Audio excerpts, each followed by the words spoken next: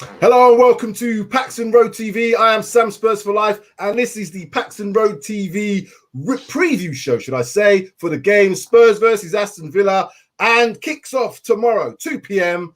I think you can probably catch it on Sky, maybe, or maybe not. I don't know. But we'll be watching the game. We'll have a number of people from the stadium, should Spurs be there. But I'm joined for the preview show in the house, Mike Hotspur Hustler and Darius 3K. Welcome, gentlemen. Let us get into the show. How are we doing after our game?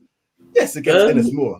Okay, doing good. I was going to say the Harry, Ron, and Hermione of PAXTON Road, the Luke Leia and Han Solo of PAXTON Road has returned. Don't know who's who, but the iconic original trio is back. It's nice to have you guys. So yeah, to be honest, I like I said, I don't really care about the Thursday game, so I've sort of just put that behind me and gone straight to this game. So yeah, I can't really use it. We said in our hour and 20-minute Ennis Moore review that we can't really count that game as anything. So yeah, that's how I'm feeling about it. We were supposed to be on 15 minutes, and then the back and forth that we had with Mike, myself. It was a really good debate. It was a really good debate. It was like, yeah, it'd be a quick review. Hour later, I was still on. There's no, like I said on the show, there's no way we should be talking about a football game for that long against Ennis Moore. There's just no way. Just no way. Absolutely. But as I said, this is what it's about. We've got opinions, we've got things to discuss, and we can all talk a good game. So yeah, that's what happens. But before we start the show, like, subscribe, share, comment. PAXTON Road TV. Very, very, very close to 1,000 subs. We could possibly get it this weekend. If you're new to the channel, if you're watching this on repeat, smash that like button, smash that subscribe button. If you've not smashed that subscribe button already, help us, analytics, all the rest of it. Good stuff. Leave your comments. Anything we can do to improve the shows, we're more than welcome to take all your comments. And thank you for supporting the channel. Let us do this. Okay, so following the game versus Ennis Moore, whatever Darius called it last time. How do you feel?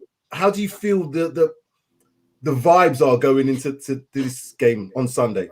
Start with you, Darius. How do you think Nuno's feeling? I've got a little bit of things that I'm going to show up later, but how do you think that has maybe affected the mentality going into the game tomorrow? A 5-1 victory. I think the feel between sort of the core group, the team and the fans is almost polar opposite. I don't think they will be as sort of, as distraught and sort of negative as a lot of fans I've seen be over the past 3 weeks. And to be fair, there is really a lot of reason for that. I just think at the same time, it's just creating sort of a split that is very reminiscent of when Wenger was at Arsenal. It's almost complete split with some people on Nuno. I think some people are willing to give the guy a chance and see sort of the circumstances that he's been in. But some people I know have almost just completely given up with him, sort of the football that he plays, the formations, the lineup. So it's very, very divided at the moment. I think that 5-1, for me personally, doesn't do anything. If Dane Scarlett had scored a hat-trick against Murray, then I'd be like, yeah, great for Dane Scarlett. You've come on against a professional team, you scored a hat-trick, you look good. But Harry Kane scoring a hat-trick, I watched the highlights finally, literally this morning, last night, and the goals were so easy to score. He was making runs that you expect him to make. He was staying in the box. He was going to do that because he knew he could do that against the opposition. I want to see him do that against Aston Villa now. Let the team create the chances for you. Have a bit of trust in the team, and let's see what we can do. But yeah, I just think that those players will they have a lot to prove. A lot to prove after the Arsenal game. The Murray game doesn't do anything for me. So, in my opinion, I'm still going based off that result on Sunday. And if it's anything in those, if there's anything in those players, they will come out on fire, guns blazing for this game tomorrow, because they have to rectify what happened last week. I look back at it and it was absolutely disgraceful last week. I really do believe the words that some people use. Alistair Gold used the words disgusting. I've never seen Alistair Gold so vocal about something. When he used those sort of, you can tell it was really affecting, how people's view was of players and managers, because it wasn't just a manager, it was the players as well. So that whole combination, when you see it, as you just said, it was disgraceful. But we've got to move on. Like I said, I think it was probably worse than the Crystal Palace. In my opinion, it was the worst game of the season. It was horrible. It was disgusting. That's the perfect word to use. It was disgusting. Yeah, Mike, I'm going to come to you. How do you think the that previous game has now affected the attitude of the players and the manager, because I'll come to a bit of the later on in the show when we just got a little bit of a clip from Nuno in his press conference post the Thursday game, which was obviously directed towards Sunday's game, and looked a little bit tired. I think obviously the fact that he got the victory just kind of pulled a little bit more time to breathe out of him. But how do you think the attitude for both the players and the manager is going to be going into tomorrow's game? I'm of mixed opinions. Like, part of me thinks, yeah, they're gonna want to come out and put things right from last week. Part of me thinks that if we play players out of position and we're utilising a said formation that just stinks, then I wonder if they'll just be like another repeat of the last 3 weeks. And I honestly, if someone says, "How do you think they'll perform?" I honestly, I'm really not too sure at the moment. And I'm. It's not a case that the players overnight have become bad or anything like that, because they haven't. It's this whole saga of formation. The formation, like he says, I think we utilised the same formation on Thursday as we have done the last 3 weeks, but it did look slightly different, i.e. it looked like we had more, not that we needed it, but there seemed at times there was 2 holding players. Then it looked like there was 3 in front, and then Scarlett up top. Then it looked like at times there was a 4-3-3 formation being implemented. So what I hope is that they put things right, that the last 3 weeks is just a case of getting used to each other. I'm literally clutching at straws here, but getting used to each other, formation. I just hope they come out and just hit the ground running and put things right the last 3 weeks. I'm struggling for words just because I don't even know what's going. Like, other than the formation, I honestly, I've got mixed emotions and mixed thoughts about it, the whole thing. So, yeah, it's yeah, and I think you're right in that. From what we all had, different views about how things went on Thursday in terms of, did it do anything for the players? Did it do anything for the manager? Did we get anything from it? I guess there was some positives from it. As you said, Harry Kane getting a hat-trick, looking happier. Yeah. If he can take that into Sunday in the same attitude, certain players looked like they were more comfortable, particularly in that part where you were saying we had the 2 holding. Now, I know, again, we have to balance that up because it was Mora, but there was them 2 holders, and then we had Dele Alli in front. Although he didn't have his best game, the shape looked a little bit better to me.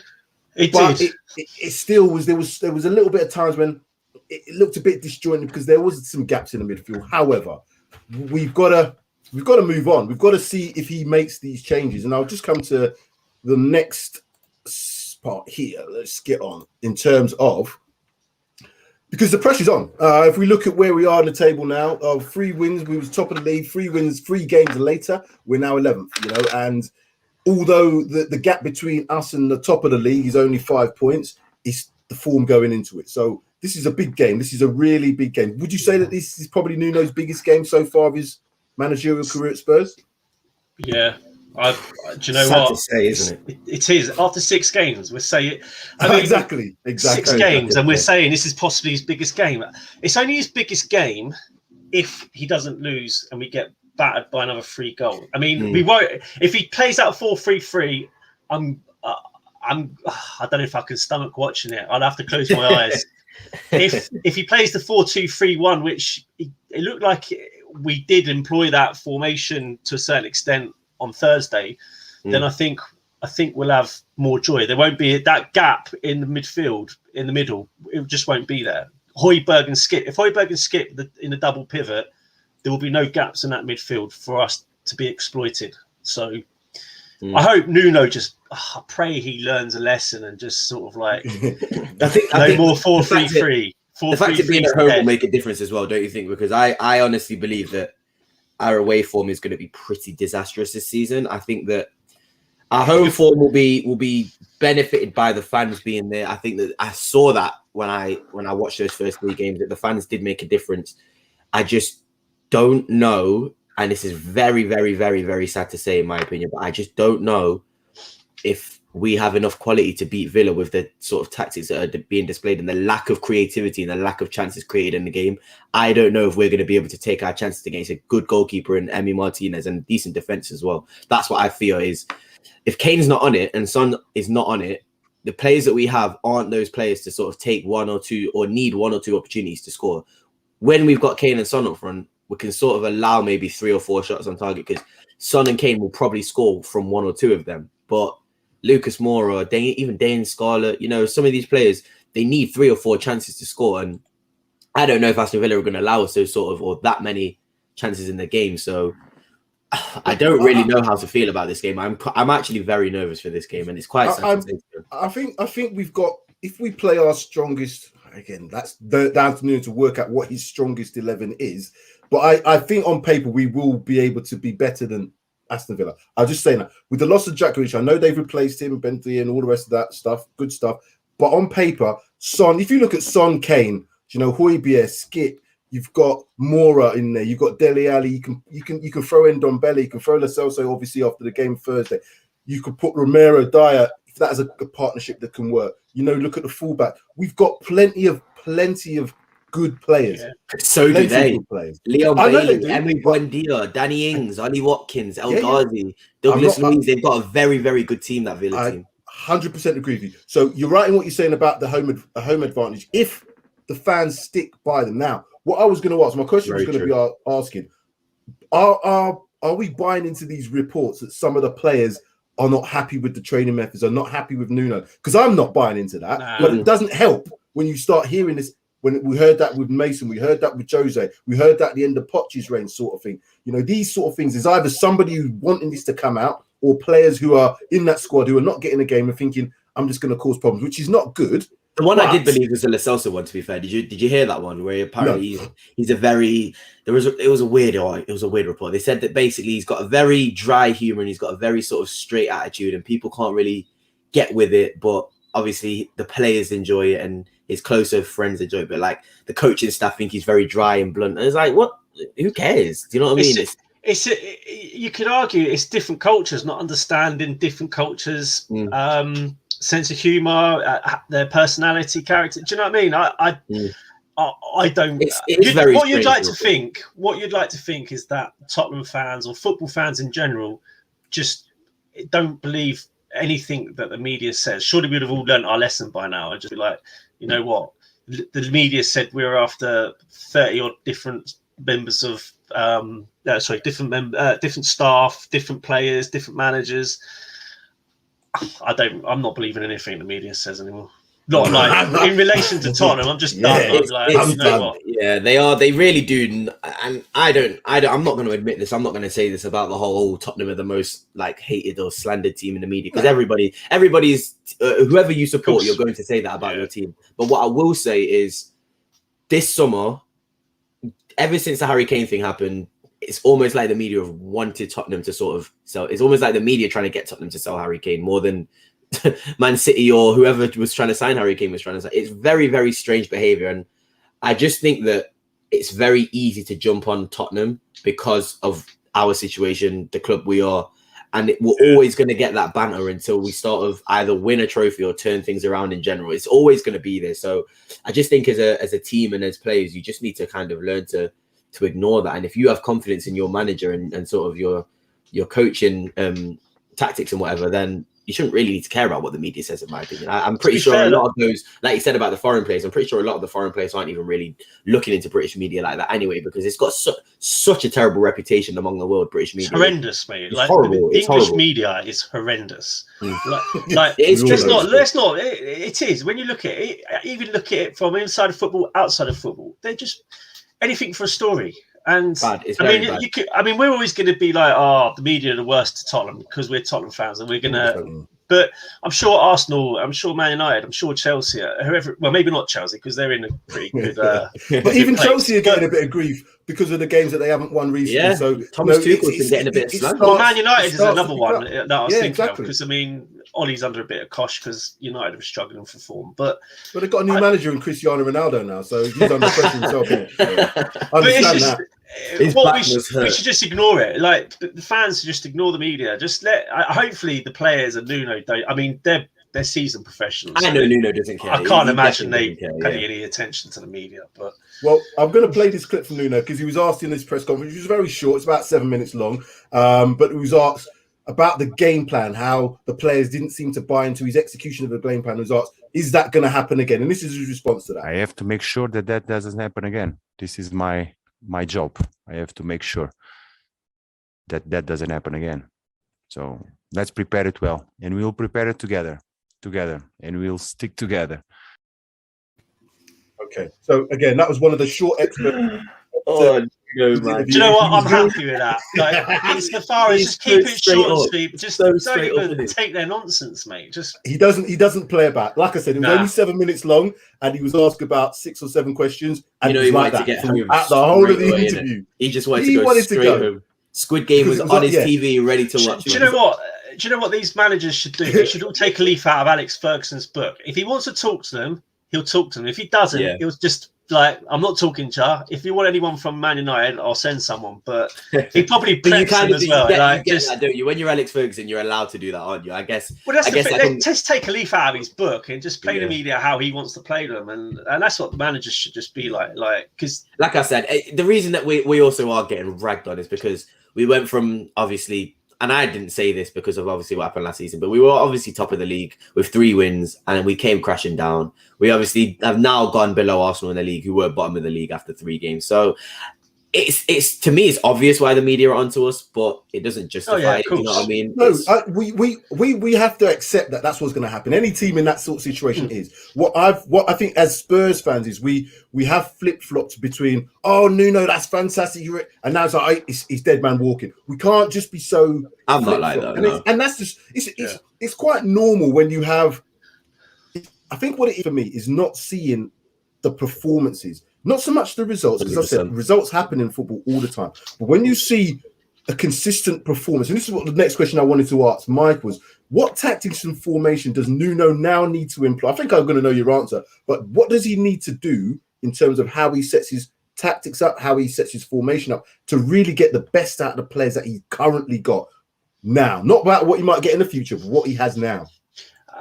Do you think that 3-5? Do you think he might have to go to a 3 at the back? For instance, I think he's got the players to go 3 at the back because he's got 3 centre backs who are more than capable. Like, I could easily complement each other's games as a 3. I mean, you could go Romero, Tanganga, Rodon. I think that would be a fairly decent back 3. Sanchez, to be fair to him, and Dyer, not both of them in the same back 3, but either one of them, along with Romero and whoever, like Rodon or Tanganga, I think would work.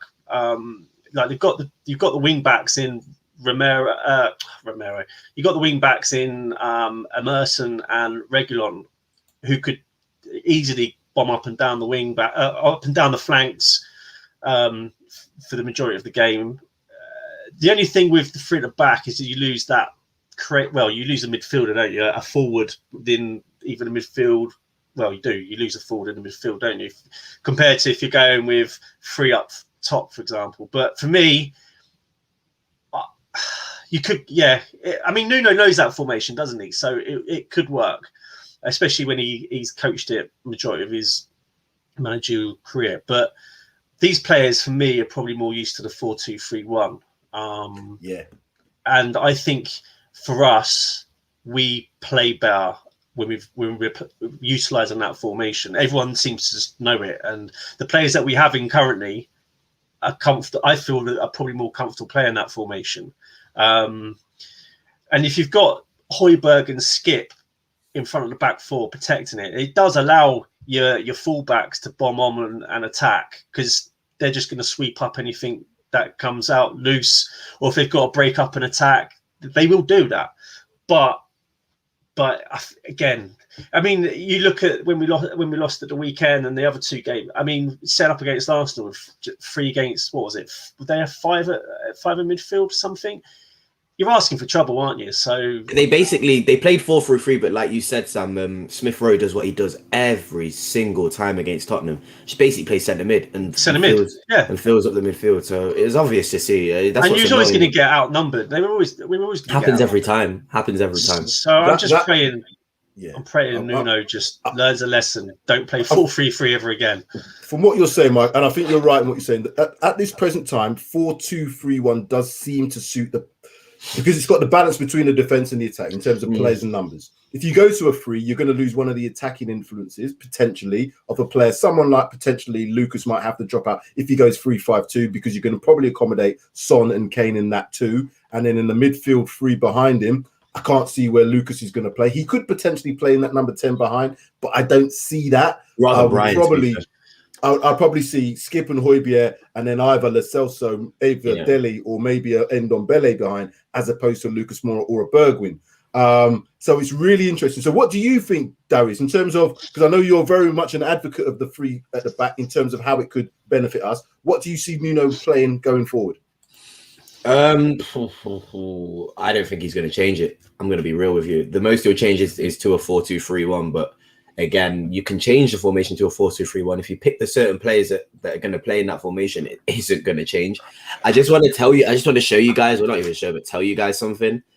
For me, like we said, I'm not too fussed about the formation. I'm not too fussed about even the personnel. If we were creating, 5, 6, 7 chances a game, but the amount of shots we've had on goal, we've had the lowest amount of shots in the league.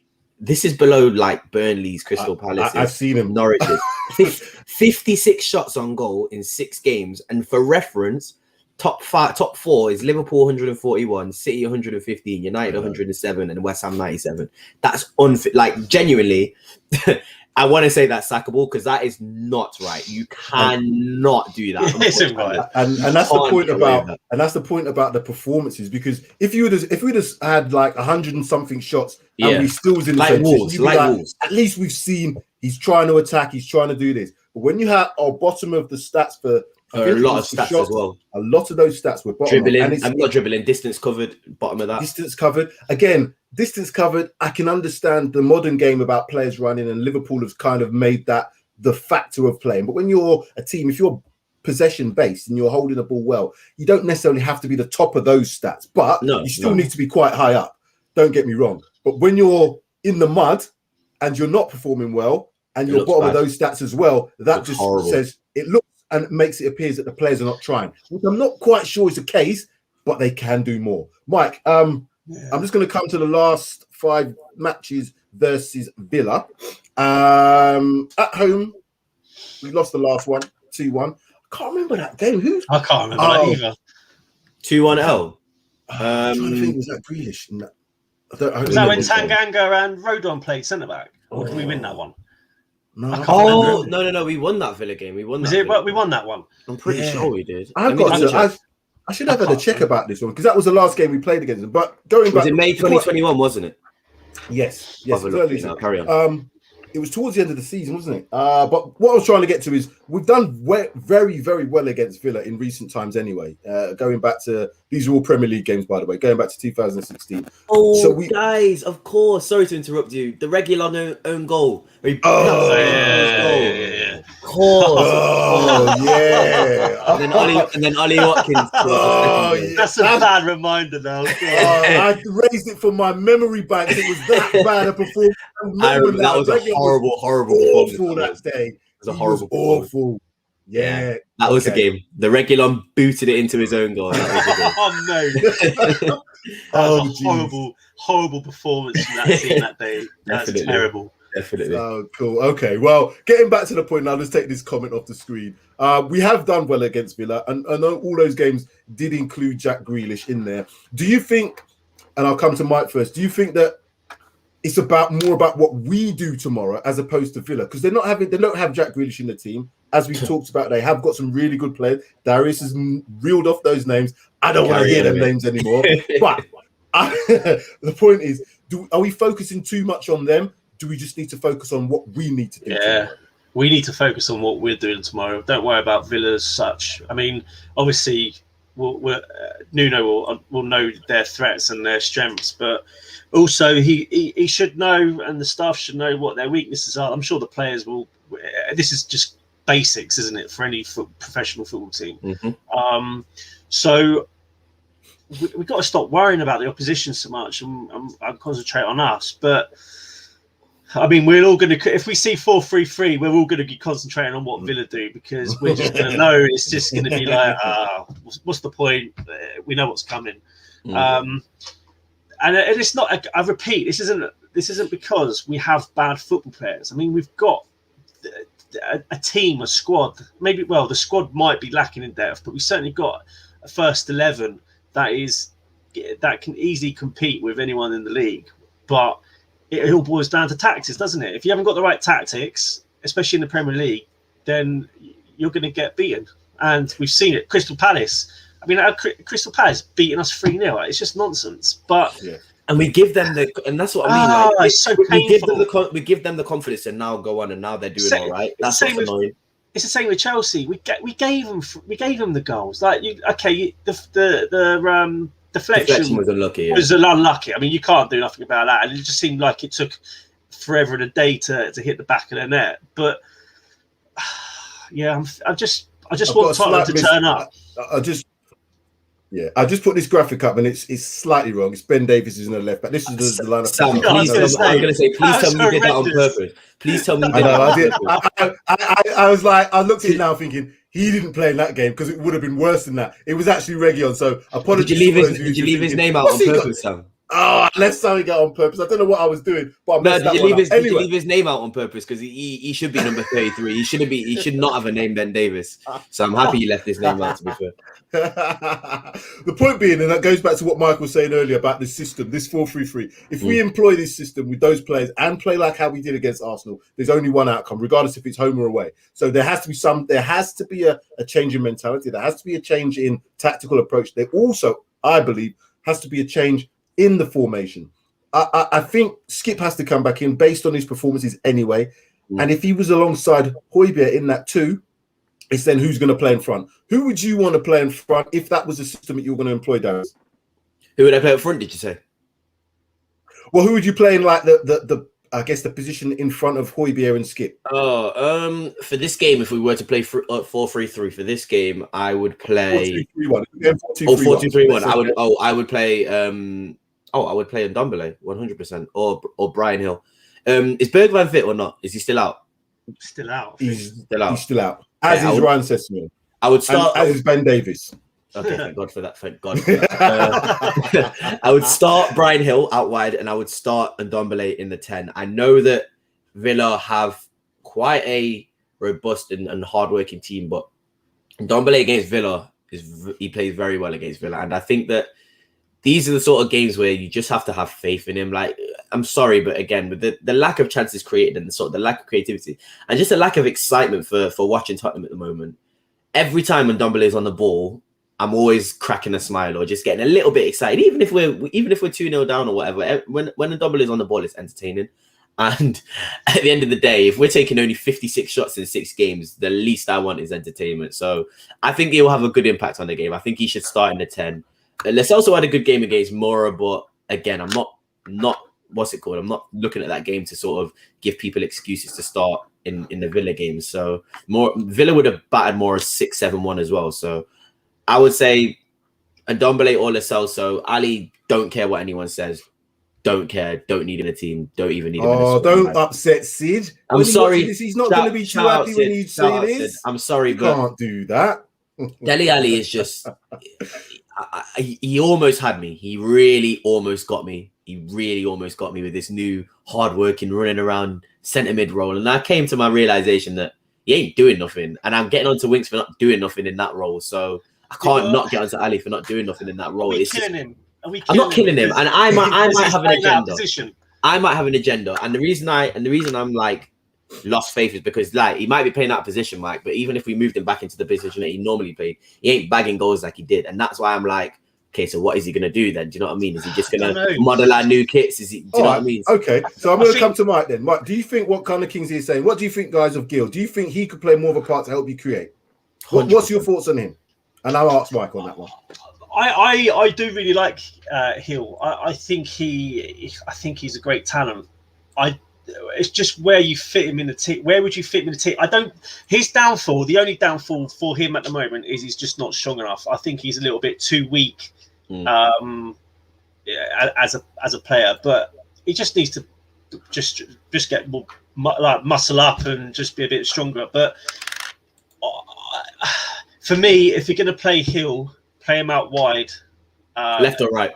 On the left, purely on the basis that he plays there he played there for his previous club, which I've completely forgotten off the top of my head. On loan at Eibar. He was left wing at Eibar when he was on loan. And for Spain, he's even if it's under 20. Well, in the Olympics, he was utilised out on the left, and for the 5 or 6 caps that he's got for the national team, like the full squad, he's been playing out on the left. So, and he reminds me of an old-fashioned. A proper old-fashioned winger. He wants to get the ball. He wants to go hit the wing, hit the flank, hit the byline, put the ball in the box. He's very direct in that sense. I don't think at the moment his movement would suit a number 10, but he's just too left-footed. That's what I just think. Play him where his strengths are at the moment. Let him get used to the Premier League. So in that sense, play him out on the left. That would mean where would you put Son? 2 up front. This is what I'm saying. If he goes with this 3, so how do you fit Gil in then? 3-4-3-5-2. Oh, 3-5-2. Okay, so you have to then play him behind. You have to play behind, yeah. And I honestly think that would work, because if you had Reguilon bombing down the left and Emerson going down the right, and you had even if Ndombele's, because Gil works hard. I think that's what separates him to a lot of players. Yeah. He's always pressing, he's always harrying, he's always working hard. So if you have him in that 10 working hard like that, being robust, and then you've got Kane and Son up front behind him, because he's got a very good eye for a pass. I think that could work very, very well. I think that could really, really work. And I just don't think we're ever going to see it. And part of me understands that, because this is not. We shouldn't be saying this. This is what Nuno works with these players. He's under pressure. He's not going to take a. He's not going to. This is what he's paid for, though, isn't it? He's paid the bucks to work this out. This is not for us to work at. This is for us to make our opinions on. He sees them. He sees what they do. He knows their strengths. He knows their weaknesses. He can do formations. When we used to train, we used to do certain little drills where you could see how you could play in areas of the pitch, maybe in the middle, maybe, as I said, up front and defensive. So you can work out, right, he seems to be able to do quite well one-to-ones here against it. Or he's getting into positions in the central area and he can go, like what Mora does, he can go both sides now because of his dribbling ability, but then his final pass might be very good. Gil might have the ability to find that final pass, but he's not going to get that from the left-hand side or the right-hand side. He might need to be more central to do that. But Nuno's paid a lot of money to work these problems out. He's not going to take a risk. That's what I'm saying. He's not going to take a risk when he's under this much pressure. Do you know what I mean? If we were 14, like Brighton, 13 points, 14 points, shouldn't really be where we are, then you'd be like, yeah, okay, he might be able to take a little risk, but I just think he's going to keep it so simple, so understandable, just because he's only got 1 foot. If I've got a number 10, if I'm playing a number 10, right, I want my number 10 to be able to. Ozil had 1 foot, and he was a beast. He was a beast. It works. You know what it is for me? If you play him out on the left and he's only got 1 foot, you can't cut in. He's never going to be able to cut in. Yeah, but all he wants to do though is hit that byline. Is hit the byline, but you can defend that. What if you're an intelligent defender for Chelsea? Back in the day, he played on the right hand side. I know who about. Left-footed. Not Robin. I can't remember. Who? Sorry. Not Robin. Robin. Yeah, Robin. How can you forget Robin? I know he was on my head all that time. Comments. Get onto him for that. Comments. It went out my head, man. And he said Chelsea. You didn't even say Bayern Munich. Like, that's his most famous team, Bayern Munich. And you said Chelsea. You're old, man. What's going on? I was thinking of another winger. That's because I was trying to think of when he played at Chelsea. Don't give me that. That's too much grilling. Robin may as well have had just 1 boot on his left foot because he had no right foot at all. And he made it work. Every single time he made that work because you just knew what he was going to do, but he did it regardless of will. But he never played in number 10 though. He was on either. He was a right winger. He was a right winger. And that's what I'm saying. The thing is, he can go on. Sorry, Mike. Go on. Sorry. No, I was just going to say that was the thing with Robin is regardless of what you knew he was going to do, if he was playing out on the right, he was going to cut in on his left and look to get a shot away.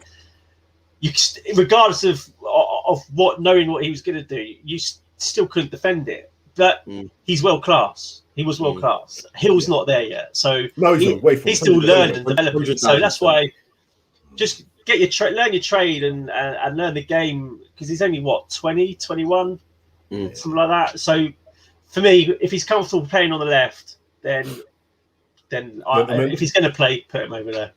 Slightly off topic, but I think that ambidextrous sort of 240 players will be almost common. I think in terms of coaching and training from academies, I think they're going to be getting kids to be doing your 100%. Your left and right foot training, like it's literally the exact same amount, because every single player who's both footed is got such an advantage in that. What they do in the NBA is that's how they coach the youngsters. They coach with both hands, right and left-handed. So if you're right-handed, they get you to do it with your left hand, because you can't play basketball with this one hand, because you can easily. No. It's the same with football. If you play in a certain way and you know that player can only do one thing or one foot, you can actually play them into areas. And this is what some players get done. But if you're a really world-class player, like we talked about Robin, you can maybe get away with it.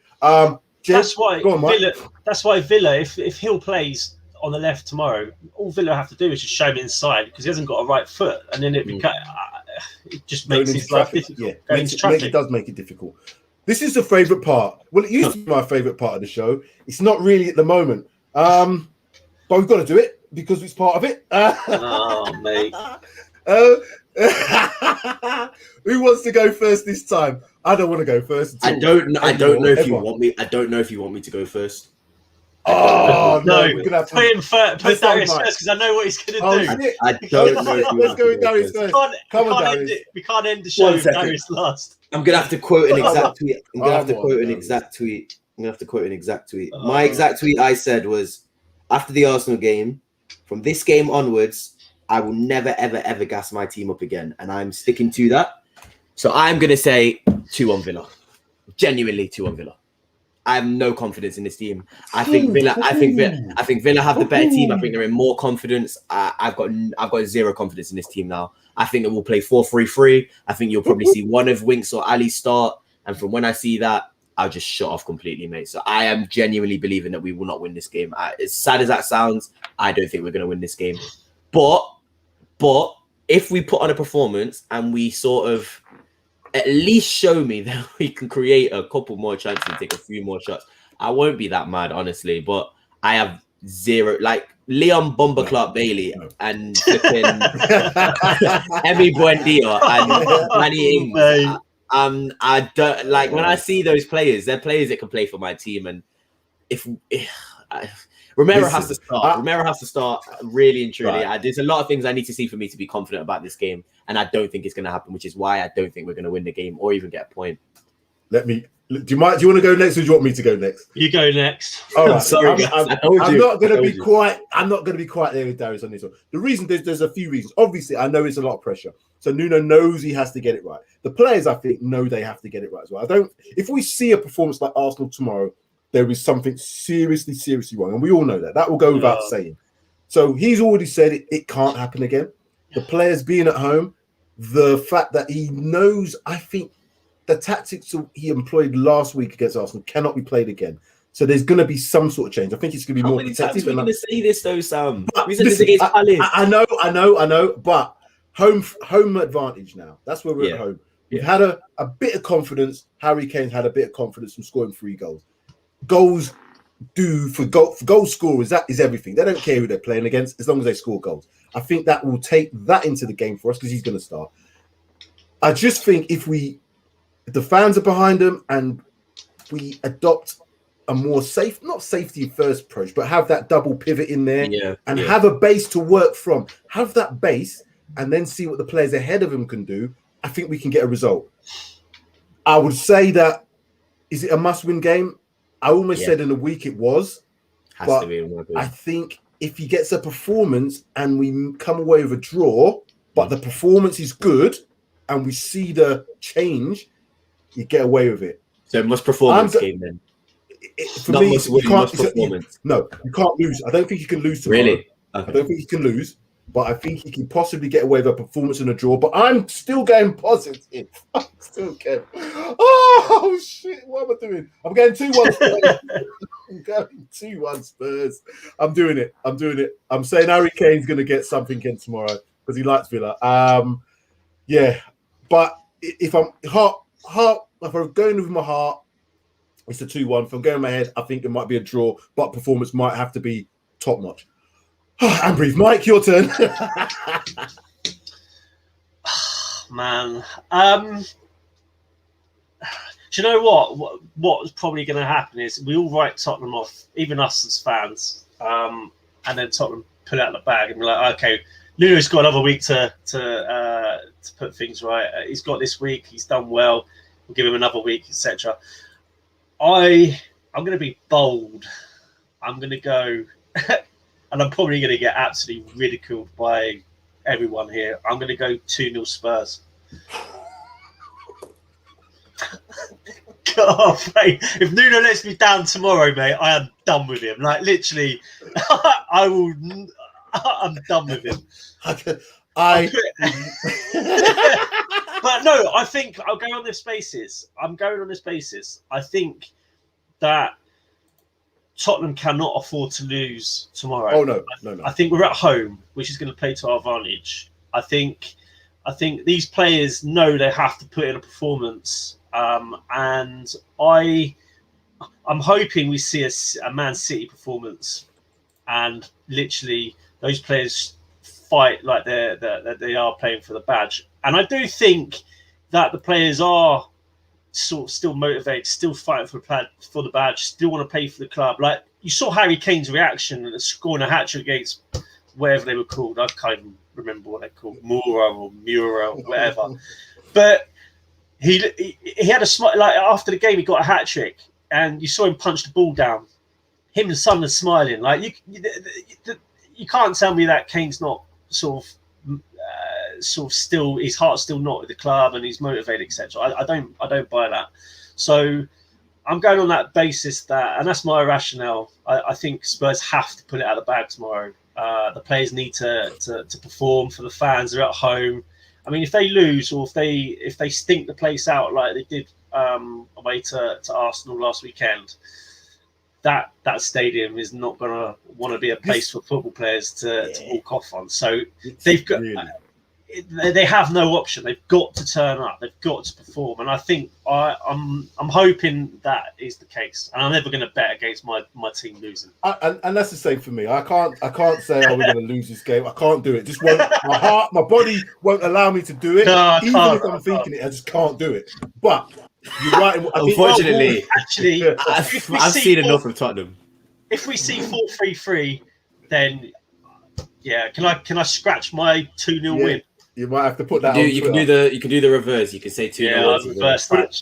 Put it out on Twitter. That's what I'll do. If I see that starting lineup and I think to myself, no, I'm going to put it on Twitter. I'm like I said, I'm going to have to put my phone down because I'm not going on Twitter when Tottenham play anymore because I will get my account banned and I do not want my account to get banned. So I'm not going on Twitter when Tottenham play anymore. But Villa, they favour the 4-3-3, don't they? If I remember rightly. Yeah. Sometimes they'll play a double pivot because Douglas Luiz hasn't really started, but he normally is like a sole defensive midfielder. Then they'll play John McGinn, maybe Nakamba, maybe somebody else. But for me, because they're away from home, I think they'll probably play like a 4-3-3, but it will be a 4-2-3-1 because they'll have somebody being a little bit more deeper. But I just think that Villa are very, very, very set up for the counter now, especially with Leon Bailey in that team. If he starts, he's a quick player. And if he plays on the right, Reguilon's going to have a lot to deal with him. And that's what I fear is, again, the need for us to see a performance and the need for us to see attacking football might play into Villa's hands. And they might just be like, okay, well, we know you need to do what you need to do. So let's just sit back and we'll catch you on the counter with our quality. And they can do that. It's just whether Nuno will be able to, understand that he has to sort of plan around that. I'm going to throw this out there. And we've all talked about the performance has to be better, but if the performance was to stink out the show and we were to win 1-0, is that acceptable? I don't care. I actually don't care anymore. I don't care. Even if we did that against Norwich, I wouldn't care. Yeah. Mike? As in the current situation, I wouldn't care less how we win. I don't care. Honestly. Win. I don't think any team. And this goes. To be fair, I mean, even if we were in a different situation, a win's a win, isn't it? Like if you're playing badly and you get 3 points, that bad performance and you get 3 points, that could help you win the league if you're that type of team that is fighting for the league title, isn't it? So, yeah, if we're playing badly and we win, I'll take it on the chin all day long. I think we have to. I think we have to. But what it won't do is help Nuno's cause. That's more I'm looking at, because but you can. I don't want a manager to get sacked. I'll be honest with you, I don't want him to get sacked. But he's not going to help himself if he doesn't get. We can't be bottom of shooting charts. We can't be bottom of goals scored or whatever it is. We can't be bottom of running chances created. We can't be bottom of these and hope to be anywhere close to the top 6, because we won't be. Because over the season, that will put you into position of close to the bottom 3. So something has to change. And it's obvious, isn't it? It's the formation change. It's not. This isn't rocket science, is it? I mean, you said this timeless time. It's a simple game. So if the formation isn't working, change it. Right. So Danny's comment here. Welcome, Danny. Sam, if we win 1-0 playing shit, it means nothing. We will lose the next game or so. And he's right, because the fact is, if we play like that against Man United, let's say we played shit tomorrow against Villa and we got a scrape, like how we may have got through a couple of the games earlier in the season, eventually over time, it will catch up with us. It will definitely catch up with us. So we have to see a performance tomorrow, in my opinion. But again, you can build upon a result, can't you? If we win ugly, you can still build on that result. So for me tomorrow, for Nuno, it's all about him getting.